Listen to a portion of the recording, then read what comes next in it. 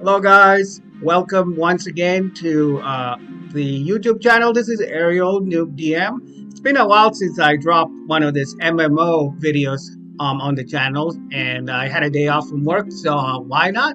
Let's get into another MMO. This is one of my an oldie but a goodie. EverQuest II. I do have both EverQuest and EverQuest II, and I think I've shown some character creation for EverQuest in the past. I don't know if, and that game runs pretty smoothly on this old laptop, so I can show some game footage of that in the future. If you're interested in that, let me know in the comments. But EverQuest 2, I don't know if this one's a little bit more advanced. Back in the day when this game came out at the same time as World of Warcraft came out, and as we know by now, Warcraft is way surpassed it and way more popular than EverQuest 2 ever was. Unfortunately for Sony, who was the makers of this specific MMO. But at any rate, when this game came out, it was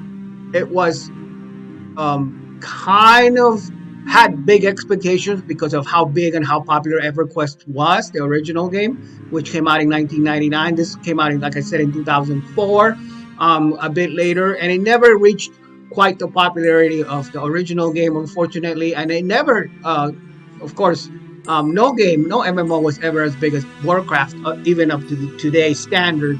At the time this came out, I couldn't really run this game that well on my old computer.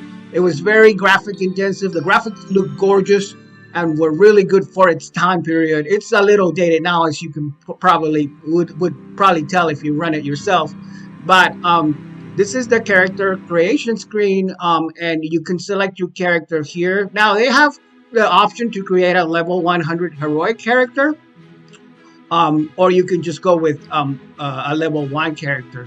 And I have a level 6 dwarf paladin currently in the Queen's Colony Skyfighter server, but I'll create like just a new character just to show you what they look like, the different races and classes. This game, excuse me, this game is very customizable.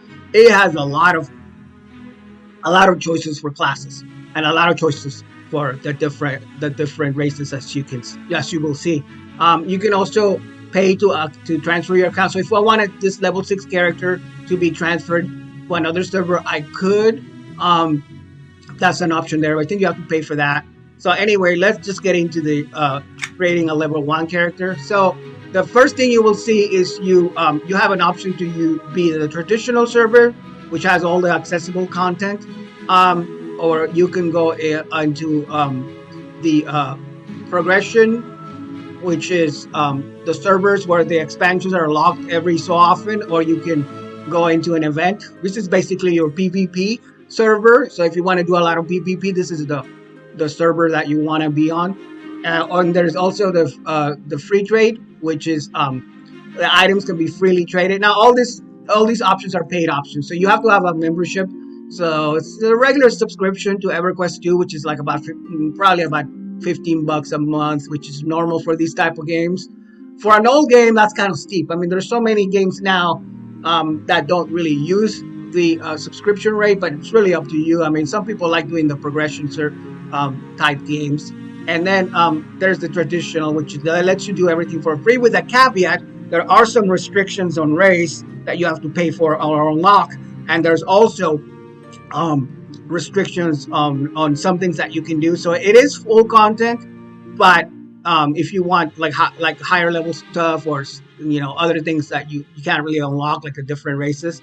And the other caveat is that with the traditional free server, it's always annoying because every once in a while you'll get a pop-up ad telling you, do you want to subscribe or do you want to become a membership? It's not as annoying or in your face as many other games, but it does happen from time to time, and so that's kind of, they have to make money, I guess. So we'll go with traditional now, though, just to create a new character and show you the different. So you can select an archetype, and the 4 archetypes here are like traditional stuff, like the fighters, the priests, the mage, or the scout class. Usually those fighters are your typical tank fighting class. They give you options. The guardian, Berserker, which is you have aggression and fury, just like D&D. This is all D&D tropes, fantasy trope, that type of stuff. They have the monk, and there's a bruiser. The bruisers are juggernauts of strength, so this is kind of a crush your opponent type tank character as well. Your typical paladin, which is, you know, the righteous lightbringer, good alignment paladin, and then there's the shadow knight, which is kind of like the opposite of the foil, or the opposite of the paladin. One thing about this game, as you will see as we progress further into this character creation, is that the alignment system really does. Okay, well, before we talk about alignment, let's go ahead and pick the class. You know, we're gonna go fighter, and I've never really done a guardian, so let's just go that way. And here are the, see if I can zoom in. So you can see these are not the greatest graphics. You know, they were pretty good at the time when the game came out, and in the game environment they're even better. But they are not anywhere near to what you see, the bells and whistles that you get in the modern MMOs. Zoom out of that. So in order to be a guardian, you can be a gnome, male or female gnome, or you could be a barbarian. There's your barbarian, kind of like a normal human looking. They do have this alternate appearance, so if you click on that, you can get them to look different, which is kind of cool. There's the Red Tonga, which is our unique. You can play this rat class, rat humanoid. There's the Eurydite. So as you can see, there's a lot of options. Where are the cat people? I know there's cat people in here somewhere. Well, I guess maybe the Kera are the cat people. Again, if my friend Henry Montemayor watches this video, hey Henry, how's it going? Here's your class in EverQuest II. You can be a cat person. So there's that.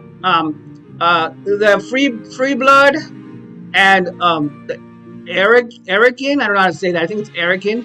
These type of classes are, well, that looks pretty cool with the wings, but these are, you have to unlock these, so they don't come part of the you gotta get a subscription basically for that. But that's just the neutral classes. So like I was talking about, I started to allude to the alignment system. You know, your typical alignment system from D&D. You got your good, you got your evil, and your neutral alignments. They don't really break them down other than that. They don't get into like lawful evil or any of that stuff. But if you want to be good, those are the neutral classes. You could be a dwarf. I love the dwarves in almost every game. I like to be a dwarf because they're so interesting. Usually they're pretty. They make excellent fighters, and they have their dwarven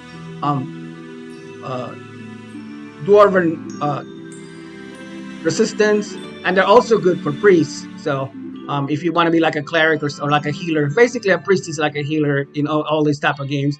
You can be your normal halfling. Well, that one's a little taller. Interesting. There's like a tall halfling, but then your more normal size halfling, which is kind of like a little hobbit-like creature. But look at this. You can be a frog log. I don't think there's any other MMO that I'm aware of that lets you be a frog humanoid, which is pretty cool. Yeah. Female, just a little shorter in stature.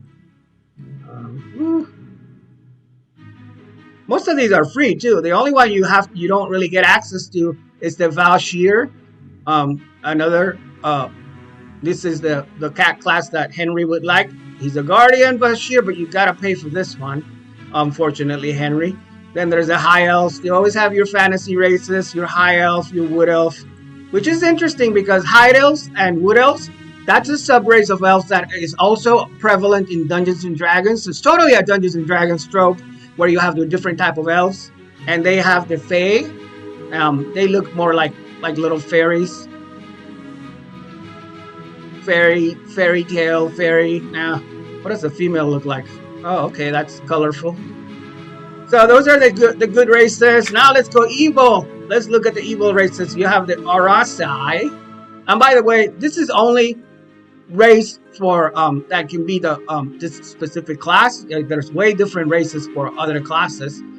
So you got your dark elf.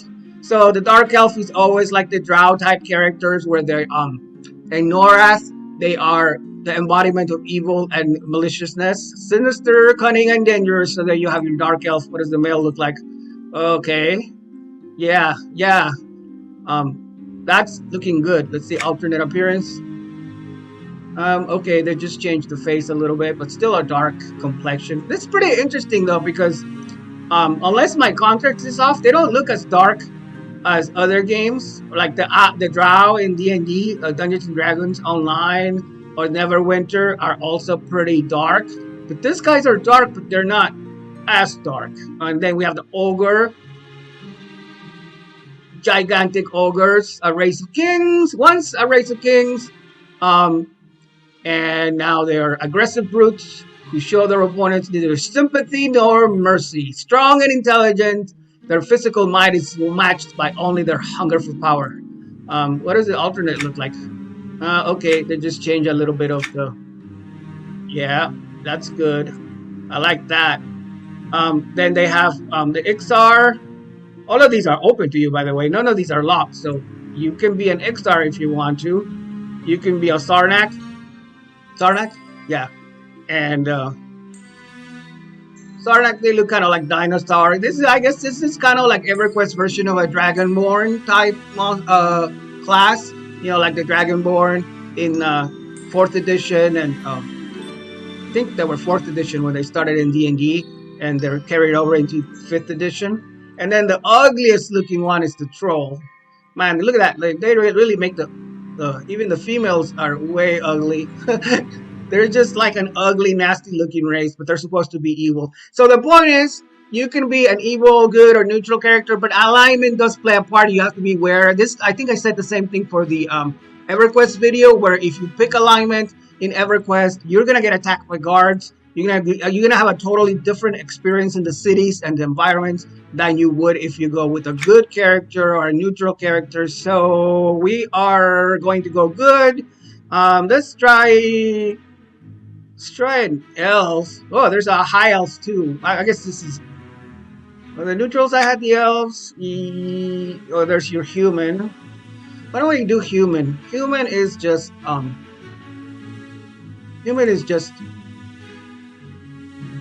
you know, seems like a natural choice for this type. Or could you go barbarian? I don't know. The barbarian looks kind of human too, so I don't know. It's a subset of human. Or we could go half elf. These are neutral characters. If we want to be good, we could go high elf. Dwarf. I forgot what I was in the other server. I think I was a dwarf, so wood elf. A lot of choices. EverQuest II gives you a lot of choices, which is good. I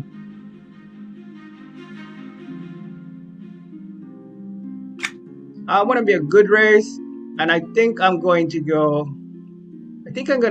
well, high elf. Yeah, the problem with elves is they have all these subcultures, and so they kind of snooty, snobby. That stereotype is always promulgated. I don't like the alternate appearance on this one too much. What about the wood elf? That's not bad. Guardian. We went Guardian. Wood elves. Our duty is to the forest of Norath. Let's just go wood elf. What the hell? Whoa, shop now? Are these not... I don't know. Do you have... Can I even pick this one? Because I see the shop now. Let's see. I'm going to randomize this. Because I don't want... They give you a lot of characters. Character customization, which is... it's pretty typical of all these games. I think that's good.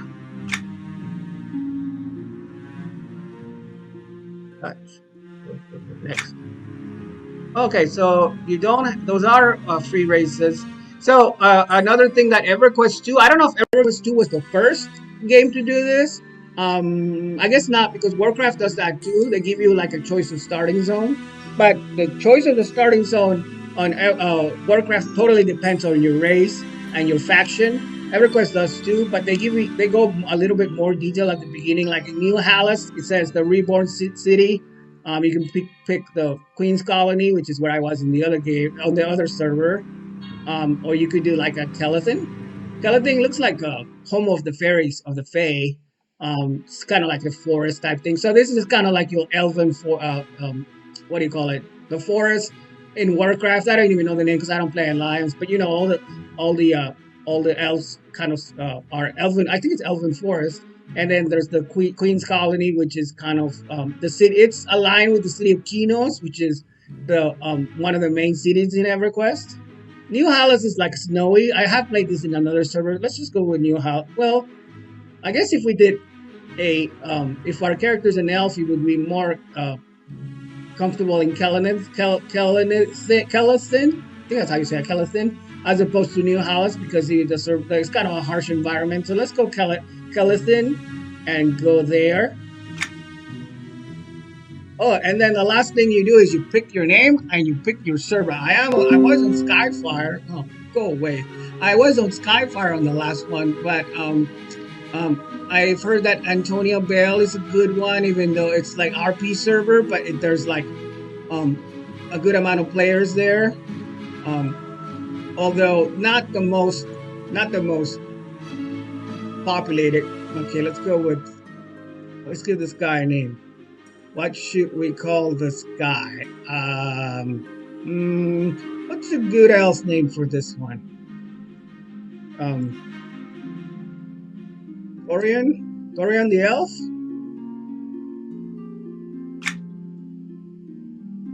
Sorry, it's already taken. Oh, wow. So Dorian with a double E? Can use that. Okay. Dorian. Yeah, that sounds like a female name. Dorian.